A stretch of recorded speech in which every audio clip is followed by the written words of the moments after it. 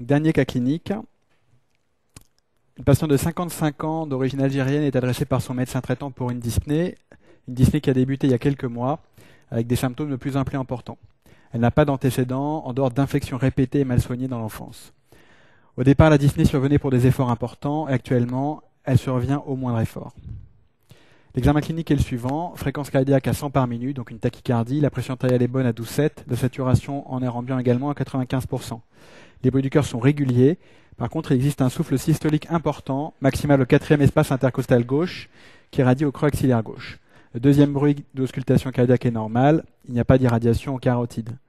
On trouve également des râles crépitants des deux bases, ainsi qu'une turgescence jugulaire et un reflux hépatojugulaire. Elle présente également des œdèmes bilatéraux des membres inférieurs. Première question, quel est le diagnostic clinique le plus probable? Deuxième question, quelle est l'étiologie la plus fréquente en France concernant la valvulopathie? Troisième question, quel bilan radiologique proposé en première intention? Le bilan réalisé met en évidence une forme sévère de l'atteinte valvulaire avec une diminution de la force contractile du cœur, la fraction d'éjection est à 45%, et une dilatation débutante du ventricule gauche. Quelles sont les possibilités de traitement curatif? Si on se porte vers un remplacement de la valve atteinte, discuter les avantages et inconvénients de toutes les possibilités. Quel bilan était réalisé avant une chirurgie? Question suivante, la patiente est finalement opérée avec succès, les suites opératoires sont simples. Quelles complications chercherez-vous à dépister lors de votre suivi? Si elle doit subir une extraction dentaire, comment allez-vous organiser l'intervention? Première question, quel diagnostic clinique le plus probable? La patiente présente des signes d'insuffisance cardiaque gauche avec une dyspnée d'effort crescendo et des râles crépitants à l'auscultation. Une insuffisance cardiaque droite puisqu'elle a des œdèmes bilatéraux des membres inférieurs, une turgescence et un reflux hépatojugulaire, donc insuffisance cardiaque globale. Le diagnostic de cette insuffisance cardiaque se fait sur une cardiopathie qui est probablement une cardiopathie valvulaire puisqu'elle a un souffle d'insuffisance mitrale important, 4e espace intercostal gauche, irradiant au creux axillaire. L'insuffisance mitrale est probablement post-rhumatismale puisque on mentionne l'existence d'infections répétées dans l'enfance maltraitée, probablement du rhumatisme articulaire aigu. Donc insuffisance cardiaque globale, sur cardiopathie valvulaire, insuffisance mitrale, qui elle-même est post-rhumatismale. Ici, un schéma anatomique qui rappelle l'anatomie du cœur simplement. On a ici le ventricule gauche, avec la pointe, la paroi latérale, le septum interventriculaire, la paroi du ventricule droit, VD, VG, l'oreillette gauche et l'oreillette droite, du ventricule gauche par la aorte qui se trouve ici et du ventricule droit par le tronc de l'artère pulmonaire avec la paix droite et la paix gauche. Ici se trouve la valve mitrale donc qui sépare l'oreillette gauche du ventricule gauche, la valve tricuspide qui sépare le ventricule droit de l'oreillette droite. Le cycle cardiaque se constitue donc d'une systole et d'une diastole. Pendant la diastole, le ventricule gauche se remplit. Pendant la systole, le sang est éjecté du cœur vers les organes périphériques. La valve mitrale est normalement complètement fermée en systole. L'insuffisance mitrale va se traduire par un souffle systolique, holosystolique, qui débute dès le premier bruit et qui termine au moment du deuxième bruit. La diastole est complètement libre de bruit. Ensuite, à chaque systole, on aura ce souffle. La caractéristique du souffle d'insuffisance mitrale, c'est un souffle régurgitatif, donc qui est en jet de vapeur, une tonalité douce. Il est exclusivement systolique, lorsque la valve mitrale est fermée. Le siège, on l'entend au 4e espace intercostal gauche qui est le foyer mitral. Il faut toujours préciser les irradiations. Donc ici, ça sera au creux de l'aisselle, au creux axillaire. Les signes de gravité de ce souffle, c'est la tachycardie avec apparition de bruit diastolique, B3, B4, qui sont caractéristiques d'augmentation des pressions de remplissage. Chez un patient tachycarde ayant un B3 et un B4, on aura un bruit ressemblant à celui d'un cheval au galop.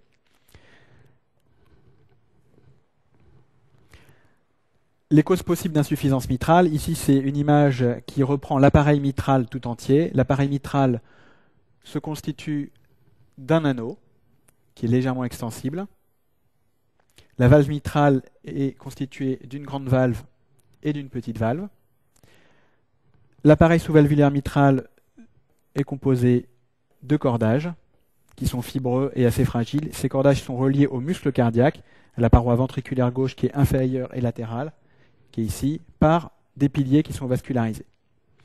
L'insuffisance mitrale peut être due à une anomalie de la valve, par exemple une perforation de la valve, une endocardite. Elle peut être due à une maladie de l'anneau, par exemple une dilatation de l'anneau comme dans le cas des cardiopathies dilatées. Elle peut être due à une atteinte rhumatismale de la valve qui va être rétractée et calcifiée. Elle peut également être due à une atteinte des cordages qui peuvent être élongés, qui peuvent être rompus. Elle peut être également due à une atteinte des piliers qui peuvent être nécrosés dans le cadre d'un infarctus par exemple. Quelle est l'étiologie la plus fréquente en France de cette valvulopathie? L'insuffisance mitrale dystrophique ou la ballonisation de la valve mitrale. Donc ici une coupe échographique d'un patient présentant une dystrophie valvulaire mitrale, apicale des 4 cavités. La sonde d'échographie est là, le sternum ici, la pointe du ventricule gauche, la paroi latérale et inférieure, ici la paroi septale, l'oreillette gauche, et donc ici l'anneau mitral et la valve mitrale. On a une petite valve mitrale qui est normale et une grande valve mitrale qui, on le voit, capote complètement dans l'oreillette gauche alors qu'elle devrait se trouver confrontée à la grande valve qui est là. Donc il y a une dystrophie, une ballonisation, un prolapsus et probablement un cordage rompu puisque cette grande valve n'est plus du tout au même niveau que la petite. Quel bilan radiologique proposé en première intention? Donc c'est le même bilan qu'il faudra demander pour toute pathologie valvulaire. On commence toujours par des choses simples, l'électrocardiogramme qui va permettre de rechercher une hypertrophie auriculaire ou ventriculaire gauche, une tachycardie, une hypertrophie ventriculaire gauche. Il faut ensuite réaliser une radiographie pulmonaire de face et de profil, rechercher une cardiomégalie, une distension de l'arc moyen gauche qui correspond à l'oreillette gauche, voir s'il y a une cardiomégalie avec une pointe sus ou sous-diaphragmatique, rechercher des signes d'insuffisance cardiaque. Et le dernier examen qui est le plus important, l'échographie cardiaque, transthoracique au moins au début, transœsophagienne si besoin, à la fin d'analyser précisément le mécanisme de la fuite et son importance. Encore un exemple de coupe d'échographie cardiaque. La sonde est ici, apicale des 4 cavités. Le ventricule gauche se trouve là, la pointe, la paroi latérale et le septum. Ici, la grande et la petite valve mitrale. On voit ici que l'anneau mitral est probablement un peu dilaté. Il existe une régurgitation mitrale centrale, puisque alors que la valve est fermée, il y a un reflux de sang du ventricule gauche dans l'oreillette gauche. Question suivante. On découvre à l'échographie cardiaque une forme sévère de la valvulopathie. Sévère puisqu'il y a une diminution de la fraction d'éjection qui normalement est à 60% au minimum lorsqu'il y a une régurgitation mitrale. Et il y a une dilatation débutante du VG puisqu'il fait 45 mm en télésystole pour une normale aux alentours de 30. Quel traitement curatif peut-on proposer à la patiente? Alors, dans l'insuffisance mitrale, le traitement curatif, c'est la chirurgie cardiaque, donc le traitement chirurgical curatif. Il y a plusieurs possibilités. La première possibilité, le remplacement valvulaire mitral. 2 possibilités, soit une valve mécanique, soit une valve biologique ou bioprothèse. On va voir dans la question suivante les avantages et inconvénients de chaque technique. Deuxième possibilité, la plastie mitrale. Donc il s'agit d'une chirurgie avec sternotomie mais sans changement de la valve. Il s'agit d'une réparation de la valve, une résection de la valve qui est en général dystrophique, de la partie dystrophique de la valve et un resserrage de l'anneau mitral qui permet en fait d'avoir un résultat aussi physiologique que sur une valve normale. La plastie mitrale préserve l'anatomie, elle est vraiment physiologique et elle est malheureusement indiquée seulement chez les patients chez qui c'est faisable. On se porte donc vers un remplacement. On va maintenant discuter des avantages et des inconvénients de toutes les techniques.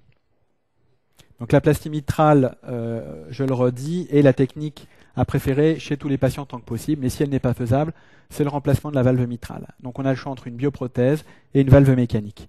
Alors les avantages de la bioprothèse et les inconvénients. On commence par les indications. Systématiquement, lorsque l'âge est supérieur à 65 ans, sauf s'il y a une indication en même temps d'un traitement anticoagulant, par exemple la fibrillation atriale permanente. Donc à moins de 65 ans, ce sera plutôt valve mécanique. À plus de 65 ans, jusqu'à preuve du contraire, plutôt une bioprothèse. Il faudra aussi indiquer les bioprothèses. Chez les gens, il y a une espérance de vie limitée. On sait que la durée de vie moyenne d'une bioprothèse est de 15 ans. Donc chez quelqu'un qui a environ 90 ans, chez qui l'indication chirurgicale pourra se discuter, mais plutôt vers les 80 ans, ce sera plutôt une bioprothèse.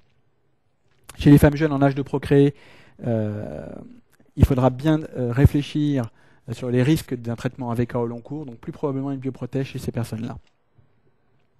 Les avantages des bioprothèses, un seul avantage, pas de traitement anticoagulant à vie, donc moins de risques hémorragiques, moins de contraintes.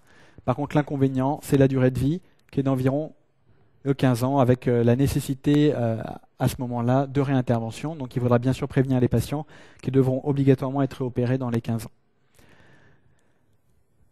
Ils devront être réopérés parce que la complication des bioprothèses, c'est la dégénérescence. Elles évoluent comme une valve native, donc elles se calcifient, elles peuvent être responsables de fuite et de sténose. On va parler maintenant des valves mécaniques. Elles sont indiquées chez tous les autres patients, à savoir ceux ayant moins de 65 ans, quel que soit leur statut rythmique, et ceux qui ont plus de 65 ans et avec une indication corrélée aux AVK, en particulier une fibrillation atriale. L'avantage, c'est que la durée de vie est illimitée, il n'y a pas de dégénérescence, donc a priori pas de nécessité de réintervention. Les inconvénients, il faut un traitement AVK à vie, donc ça c'est quand même assez contraignant pour les patients, avec des prises de sang tous les mois pour surveiller l'INR. Le risque thromboembolique est très élevé. Dès que l'INR est un peu bas, il risque d'y avoir une thrombus sur valve et donc un accident embolique. Et l'autre risque majeur, c'est celui de saignement sous AVK. Les dernières recommandations de la Société européenne de cardiologie, donc IM chez un patient âgé de moins de 55 ans et sans fibrillation atriale, prothèse mécanique. Chez un patient de plus de 65 ans avec fibrillation atriale, prothèse mécanique. Chez un patient de plus de 65 ans sans fibrillation atriale, une bioprothèse. Quel bilan réaliser avant la chirurgie cardiaque? Donc ça sera le même bilan quelle que soit la valvulopathie. On commence par le bilan biologique, d'opérabilité et bilan général, donc fonction rénale, fonction hépatique, enzyme cardiaque. Toujours rechercher un syndrome inflammatoire qui pourra faire repousser un petit peu l'intervention, ne jamais faire opérer un patient s'il n'est pas contrôlé sur le plan septique. Il faudra un bilan d'hémostase complet avec groupe Rhésus et RAI obligatoire avant la chirurgie cardiaque. Dans le même ordre d'idée, on fait les sérologies virales pré-op, puisqu'il y a un risque transfusionnel non négligeable. Donc il faut avoir le statut HIV, hépatite B, hépatite C du patient avant l'opération. Connaître le statut respiratoire avec des gaz du sang, mais également des épreuves fonctionnelles respiratoires, si la chirurgie n'est pas urgente. Le reste du bilan, ce qui est très important, c'est de dépister un foyer infectieux, urinaire par le CBU, hémoculture ou autre prélèvement 6 points d'appel. Il faut toujours rechercher une infection dentaire et une infection au niveau des sinus. Donc il faudra une consultation ORL et stomato munie d'une radio de sinus et d'un panoramique dentaire. En cas d'infection dentaire avérée ou de sinusite avérée en préopératoire, il faudra d'abord les traiter avant d'indiquer la chirurgie. Autre bilan obligatoire, Doppler les troncs supraortiques. On risque de partir en circulation extracorporelle, donc il faudra connaître le statut carotidien. En cas de sténose carotidienne sévère, il faudra l'opérer avant l'intervention cardiaque. Dernier examen, 0 SIPAMI, la coronarographie, obligatoire puisqu'il y a un risque de pontage en cas de sténose à faire en même temps que l'opération. Elle est obligatoire chez tous les patients âgés de plus de 40 ans et elle est obligatoire avant en cas de présence de facteurs de risque cardiovasculaire. C'est une diapo qui vous montre les différents types de prothèses mécaniques.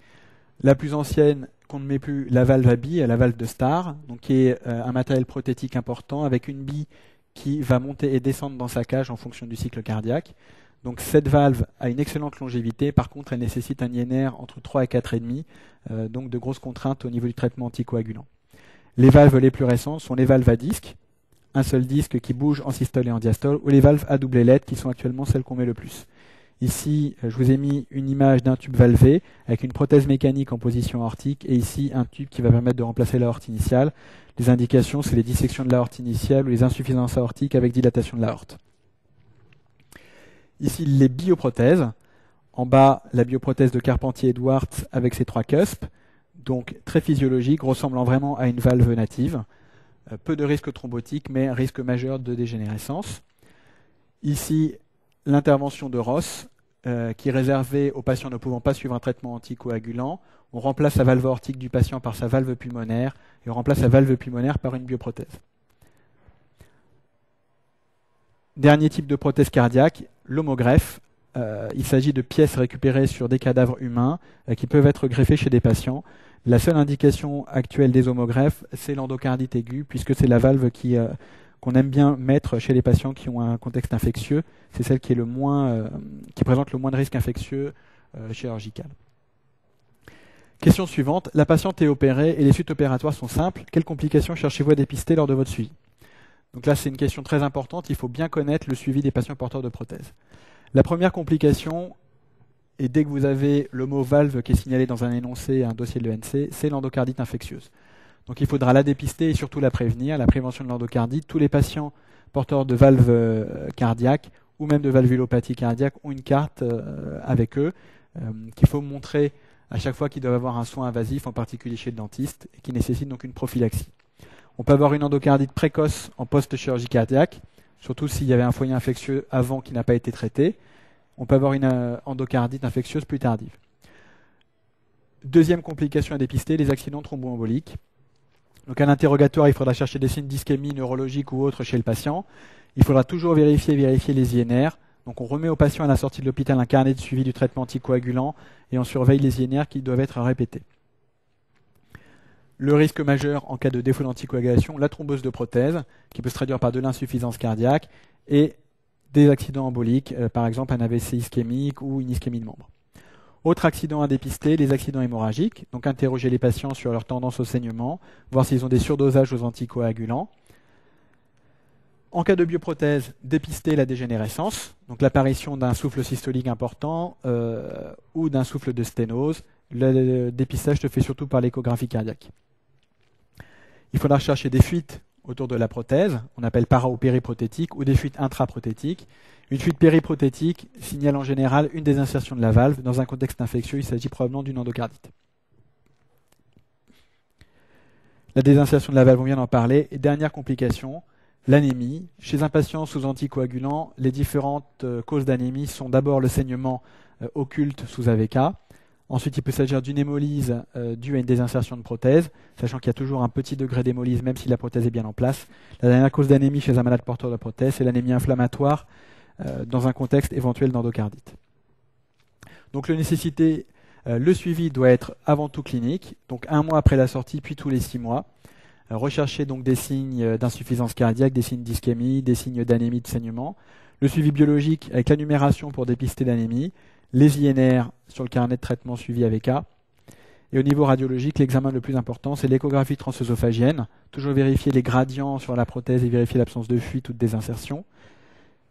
Au moindre doute, une échographie transœsophagienne qui permettra d'analyser plus précisément.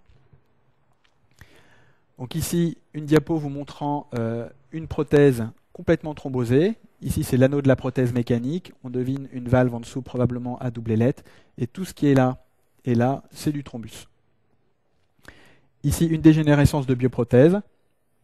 Donc toujours l'anneau de la bioprothèse. Et vous voyez que les cuspes sont complètement calcifiés et rétractés, comme sur une valve native très malade. Ici, une échographie transœsophagienne.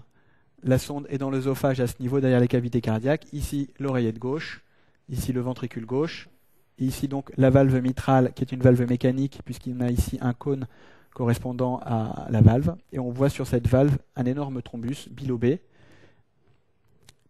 Ici, la pièce opératoire du même patient, où on constate un énorme thrombus sur la prothèse, également à double ailette, qui devait probablement gêner son fonctionnement.